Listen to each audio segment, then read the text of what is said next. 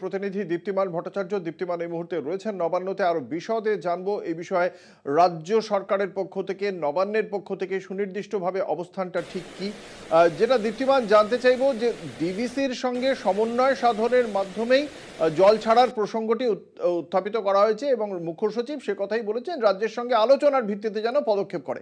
কিন্তু রাজ্যের পক্ষ থেকেও তো একজন আধিকারিক এই বিষয়ক যে সিদ্ধান্ত, সেই সিদ্ধান্তের ক্ষেত্রে তার মতামত দেওয়ার কথা, সেক্ষেত্রে সেই বিষয়ে কি কোনো কিছু জানতে পারা যাচ্ছে যে সেই বিষয়ে নবান্নর কি স্ট্যান্স বা কি অবস্থান?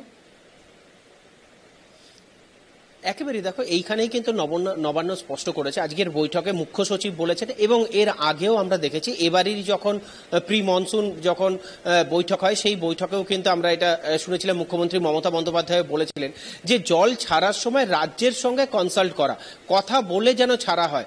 কারণ সেচ দপ্তর, আজকের বৈঠকে যেন স্পষ্ট বলা হয়েছে যে সেচ দপ্তরের সঙ্গে কথা বলে জল ছাড়া হয়।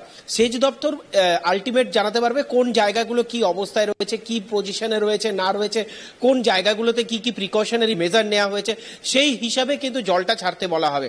সেই জন্য স্পষ্টভাবেই বলা হয়েছে আজকের বৈঠকে কিন্তু ডিভিসি চেয়ারম্যানকে স্পষ্টভাবে একটাই বক্তব্য দেওয়া হয়েছে যে তারা যেন জল ছাড়ার আগে সেচ দপ্তরের সঙ্গে যেন স্পেসিফিক কথা বলে এবং সেচ দপ্তর যদি গ্রিন সিগন্যাল দেয় এবং সেচ দপ্তর যদি বলে তারপরেই কিন্তু যেন জল ছাড়া হয়।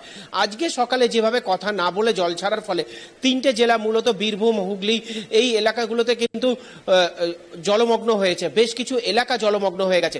সেক্ষেত্রে এই জায়গাগুলো যেন এই পরিস্থিতি এবং বন্যা পরিস্থিতির সৃষ্টি না হয় সেই দিকে নজর রাখার জন্যই কিন্তু এই পদক্ষেপ।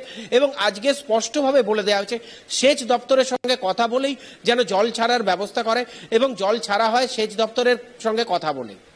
অঙ্কুর, একেবারে ধন্যবাদ। আমাদের সঙ্গে ছিলেন আমাদের বিশেষ প্রতিনিধি দীপ্তিমান ভট্টাচার্য।